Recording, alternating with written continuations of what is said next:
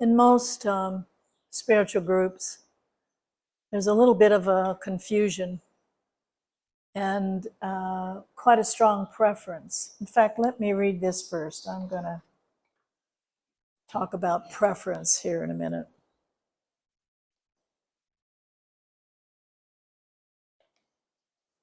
My husband used to, before we ever really got together, he would tell me about this teaching. And I just thought he was full of it, because there was no way that there could be no preference. There just, as a human being, you could not live without preference. And of course, at the time, I didn't understand that I was trying to bring it through the ego understanding. How is it that you could live without preference? And but then many years later, I began to get a sense of what was being pointed to. The great way is not difficult for those not attached to preferences.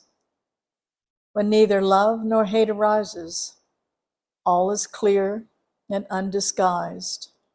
Separate by the smallest amount, however, and you are as far from it as heaven is from earth. So how is it that we as human beings can live without preferences?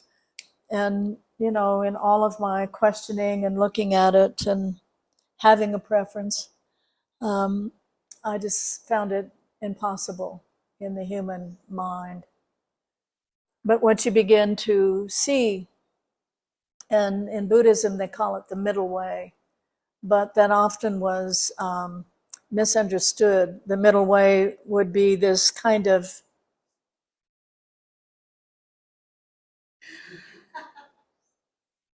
balanced, no emotion. I'd rather not be in community or ever go out and eat or have a glass of wine, or, you know what I'm saying? Have you ever hung around a lot of meditation halls? I have. And I just went, oh my God, if that's what this is all about, I don't think I want any. Because it was, there was no life, there was no sensuality. The middle way actually was that inclusion of all of it. I've always been interested in, the politics and how things are working and moving, and so I like to talk to someone who thinks exactly like I do. We have a great, political talk, right? But somewhere along the line, I realized that if I had a preference and someone else took kind of like the opposite direction, then especially now, and we were talking about that the other day in our bus, is, you can have a preference and it's lined up with all of these facts and figures and, sources of information. And then someone else would have a preference and opinion, and it was also backed up by all of these sources of information. And there, we could have gone on for years, and there just wasn't really any way to see each other, to touch each other. So I kind of gave it up. And I still have my, political buddies that think exactly like I do, but, that's fun. There's nothing wrong with that. I like chocolate. Someone else likes vanilla. That's all that's important, really. It is that unimportant, actually. But the preference that I have observed over many, many years sitting with sanghas and, different spiritual groups it's that preference and division of what is silent, still, primordial, fundamental, just what Tim, with his beautiful poem, was pointing to, the great void, the great emptiness, silence. And it's really a karmic tendency. You've come in with certain tendencies. I always say the old monks, they like to hang out in emptiness, right? They kind of discover it, and then they kind of look askance at people who are into love and, you know, all that flippery stuff, you know. And, you know, they're, it's a little dry, you know, but, you know, it's okay. It's safe, right? You begin to, your background gives you this wonderful place to hold and to stand in, because really you don't really like people too much, and relationships, you know, they're painful, or they're, you know, they're difficult, or, you know, they're kind of messy, right? And so those that first begin to come into the place of stillness, there's a preference, and it's a very strong preference. In fact, there's kind of an identification or a description that calls it stuck in emptiness. Have you ever been around anyone who is like that? Yeah. And boy, heaven help you if you're in a relationship with someone like that. You know, it's like you have to go easy, you know, don't push. Because, you know, the primordial silence, the fundamental root, all is well. There's not a thing out of place. It's content. In fact, content doesn't even come close to it. It's whole. There's no need for anything else and nobody else. It is what this life has always been looking for. And so it's a sense of completion. Now, the reality is there can't be a division. It's impossible.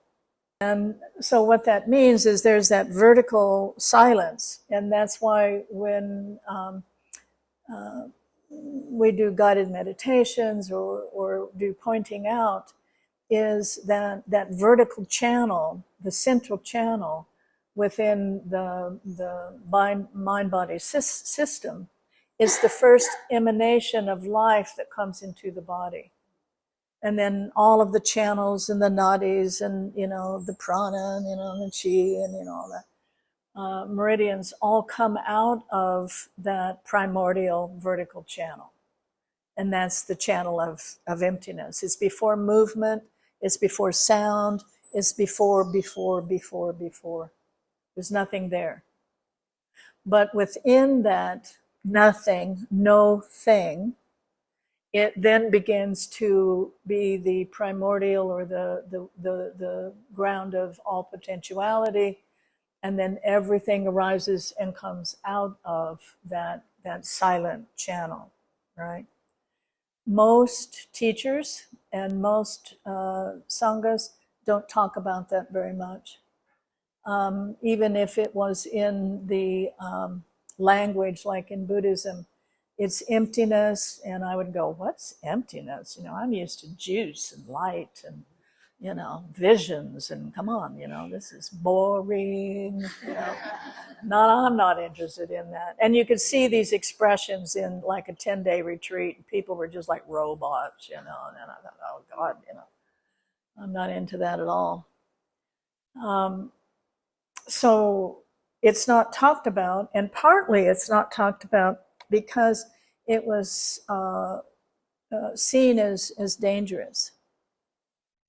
Because if you come into just that absolute total stillness, there's no movement, no thing, no creation, no nothing, the void, then it can evoke a tremendous amount of fear in the body-mind structure, in the ego. I didn't get that because personally that isn't how it came on to me.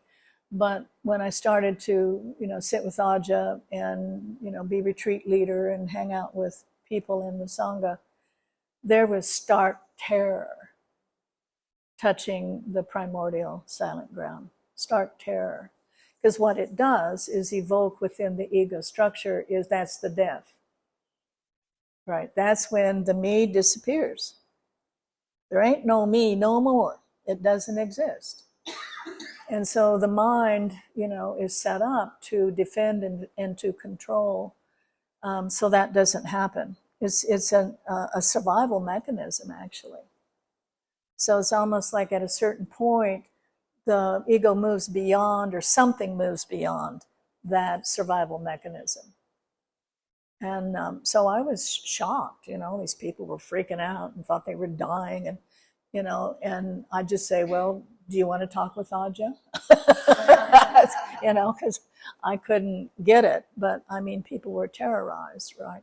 So it was kept secret for a reason until you had a certain, the mind-body structure began to see a certain kind of, it had glimpses of itself, of its primordial ground. It glimpsed it. And then, gradually by gradual, it started to resolve and untie, and then that deep sense of emptiness, or that deep primordial void before love, before light, before movement, before expression, before the creatrix. It's the before. When the Heart Sutra talks about, beyond, beyond, beyond to the other shore, that's really what it's pointing to. And so the ego structure is really set up for that survival mechanism not to go there. And so usually it's a karmic tendency. I always call them the old monks.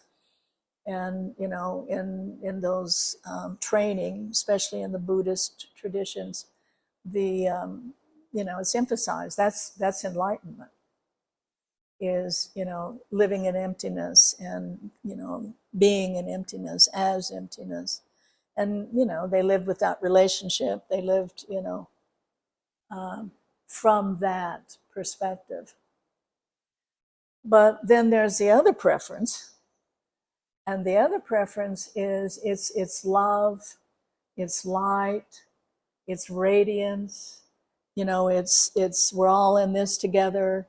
I always tease about this. I used to try different traditions, because I didn't have a strong sense of this tradition is right, this tradition is wrong. I just saw that all was God, and all was the expression of that and the exploration of that. So, I enjoyed going to different traditions and seeing different teachers, and, what I called the golden threads, what's the same.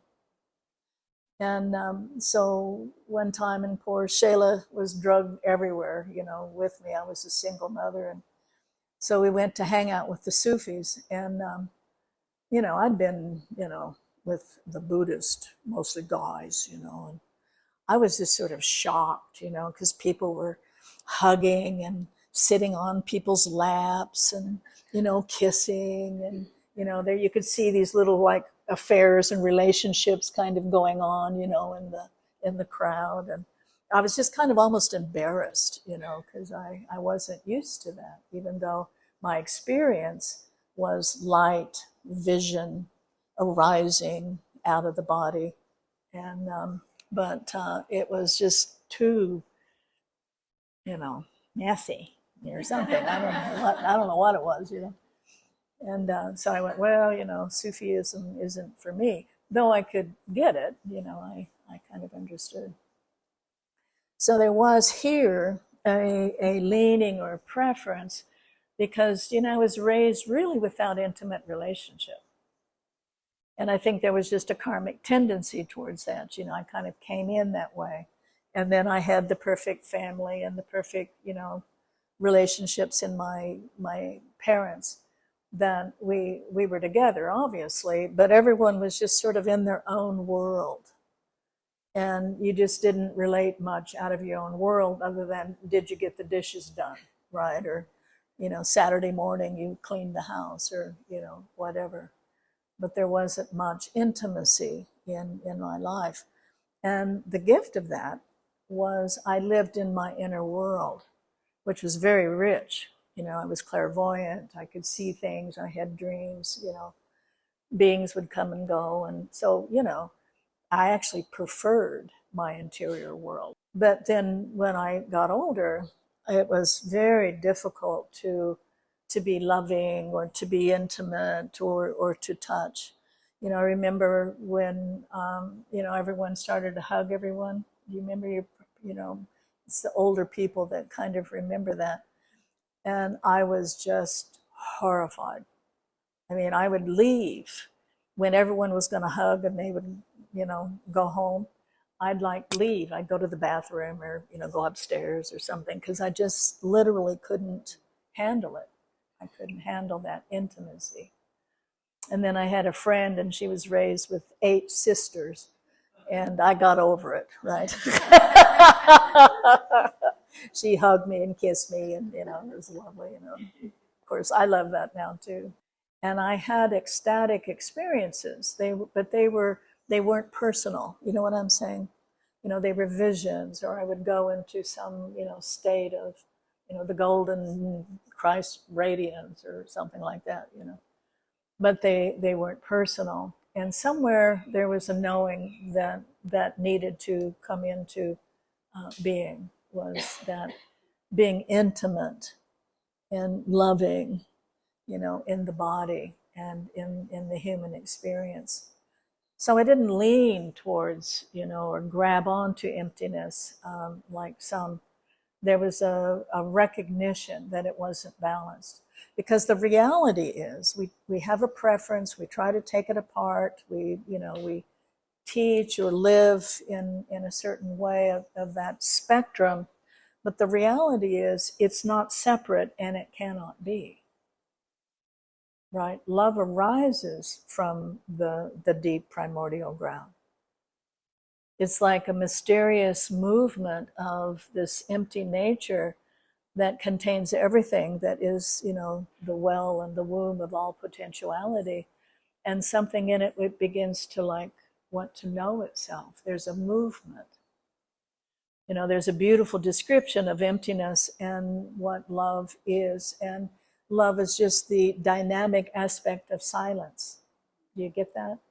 It's not two. It can't be.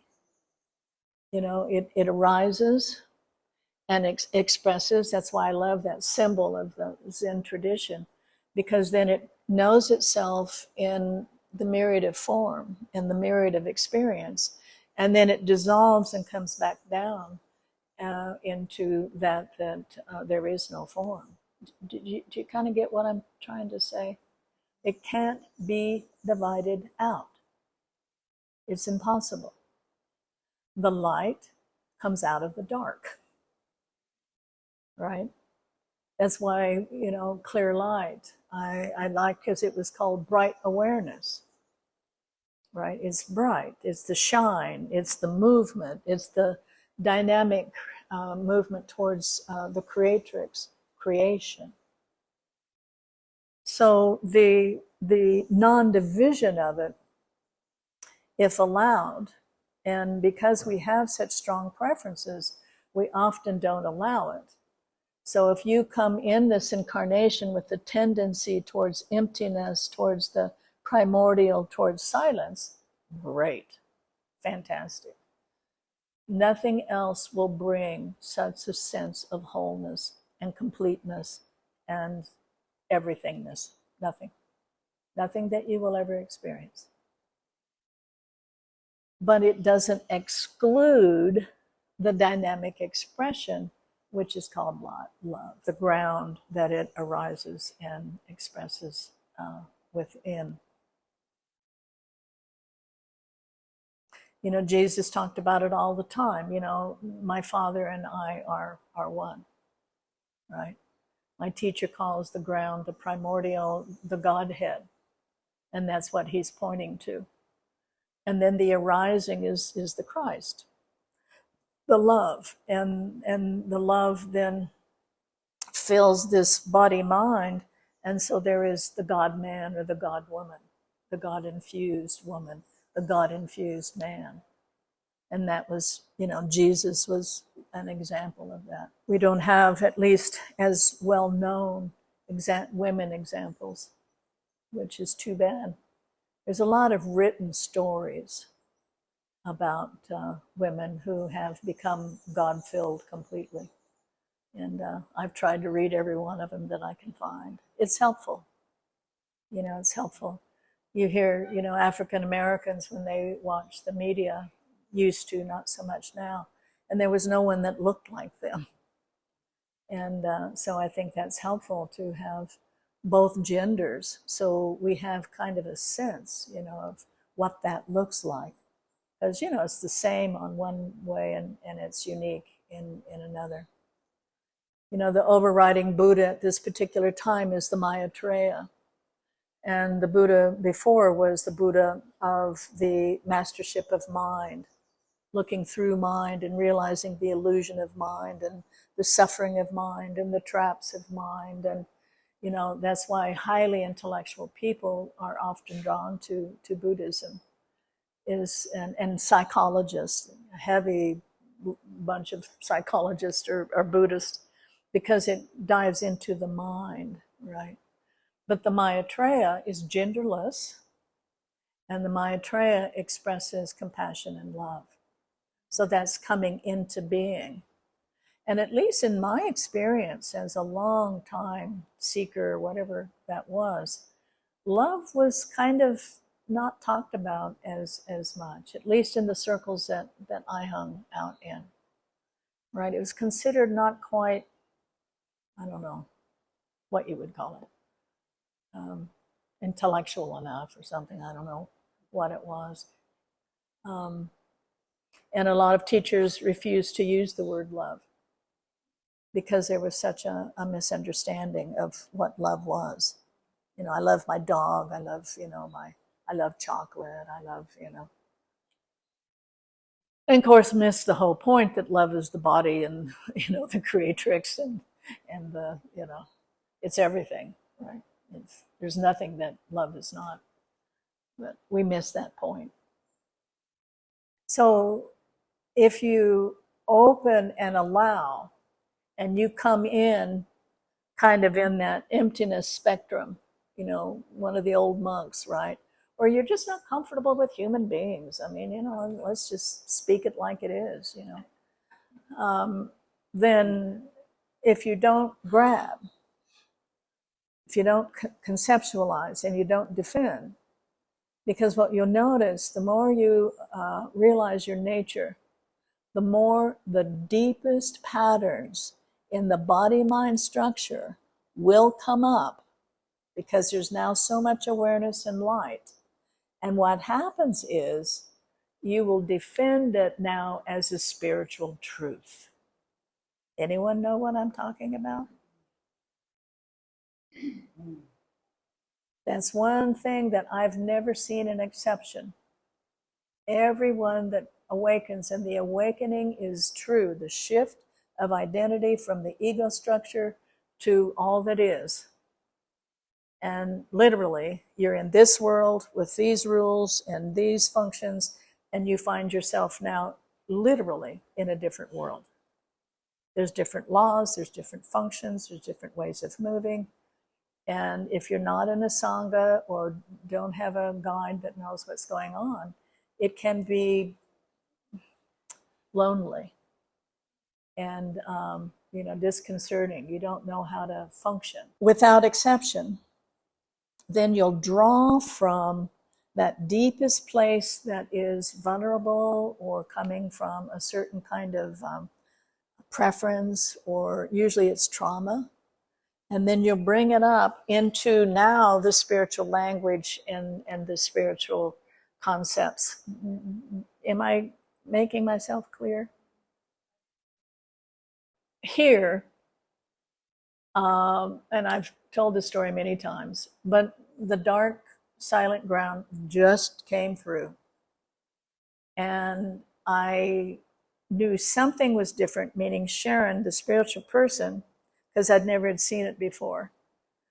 But because it revealed itself so spontaneously with no background, really, no teaching, no training, it knew itself. Do you understand what I'm saying? It knew itself. And so I wasn't afraid of it at all. Curious, interested. I asked the teacher at that particular point, we had small groups. He had no idea. He said, personally, I've never experienced this myself, but I think this is your true nature. And I went, oh, shit, because it was kind of boring and dull and, not really much was happening. And I had this thing about being in, the Buddhist halls where everyone looked like robots, or something. And so I just went, oh man, I've done all this, spent all this money, did all travel, and this is what I get. Oh, shit. I was afraid of that, But anyway, it just kept unfolding and unfolding and unfolding and unfolding. And it, through many years. But then there was a certain point where, and I heard Aja describe it later. He said that it's when you just sort of touch the edge of it and there's nothing there, and it's, no eyes, no ears, no sensation, no nothing. And that can be very frightening. But then you just keep opening to your own, primordial nature, and then you become immersed in it. And then that's a whole different deal. That's when, the fullness, the completeness, the nourishment, the insight, the wisdom, the liberation, the clarification happens. And it's eternal, and it goes deeper and deeper and deeper. So somewhere in that unfolding, and it happens to most, you begin to see you're alone. The paradox is we're all connected. And the other side of that paradox is there's nobody here. Has anyone touched that? There ain't nobody here. That terrified me. It terrified me. And being a good spiritual person, I would sit and I would meditate and I'd hit that, and I just couldn't go through. I'd bounce back out. It was just stark terror. But then I had an insight. And I was a baby in a crib, and I was 9 months old, and I had bronchial pneumonia, and I was dying. And I couldn't breathe. And I was, whatever you do when you're an infant, and no one was coming. I was alone. So that terror came up through this spiritual, there's nobody here. And they got intertwined. So that almost always happens. And it's very difficult to see the difference because, now it's spiritually conceptualized, right? And so I just remember seeing that and realizing that I thought it was pure awareness that was, revealing itself moment by moment. And I saw that it was my mind that had grabbed that concept and then was taking off as a conceptual ideal. This is the mind that reflects, and it's talking about it. And this is the alive, palpable, fresh, immediate quality of awareness. You hear what I'm saying? Has anyone gotten mistaken about that? All right. I had a friend, brilliant woman, very successful businesswoman, just really amazing and so dedicated, so brilliantly dedicated. And we went to see Mother Mira in Germany together, and she went to many retreats. She sit with Punjaji and Gangaji, and whatever, and she would get it beautifully, clearly, brilliantly. And within an hour, 2 hours, a day, the mind would come in, because she was so brilliant and used to listening to the mind. And the mind would come in, because all the mind does is reflect, right? So it's now like, whoa, this is good, And so then it starts talking about it, and her attention went from out of the fresh, alive moment, it went into the mind reflecting. It's important you see this. It probably almost will always happen. And of course, the antidote is as you see it. She quit she just said, I can't take it anymore. And she has a beautiful woman partner, and they like basketball, and they have these big easy chairs in, a beautiful place in suburbia, Kansas City, and they watch basketball and movies. And She said, I just can't do this anymore. It was just too heartbreaking, too painful. She couldn't stop it. So, you know, the vigilance, you know, that I was talking about the other day is just absolutely required. It's just absolutely required. And the more one is rooted in that sense of silence, in that sense of fundamental primordial ground, and then love that arises is unhindered. And it's also rooted. Well, the reality is, if you come in through love and everything and the brilliance, and great, it's really a juicy, wonderful ride. I mean, I love it.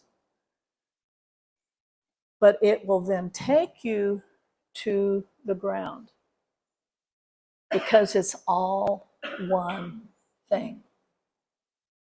If you come in through silence and you're perfectly happy and you're perfectly whole and you could care less about the world or relationship or a dog or anybody else, if you're open, it will bring you into love and the everything. And the only reason why it doesn't happen is because there's a strong preference. And often, though not always, sometimes the preference comes from experience. You know, you really prefer it. But often it comes from a fear of one or the other.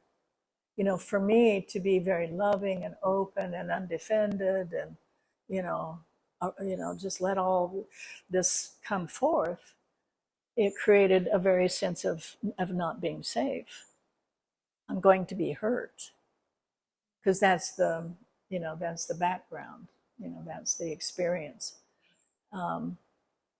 So, you know, you learn to listen and to have compassion for what those defense mechanisms are. They aren't wrong, but they're defense mechanisms. And you aren't free.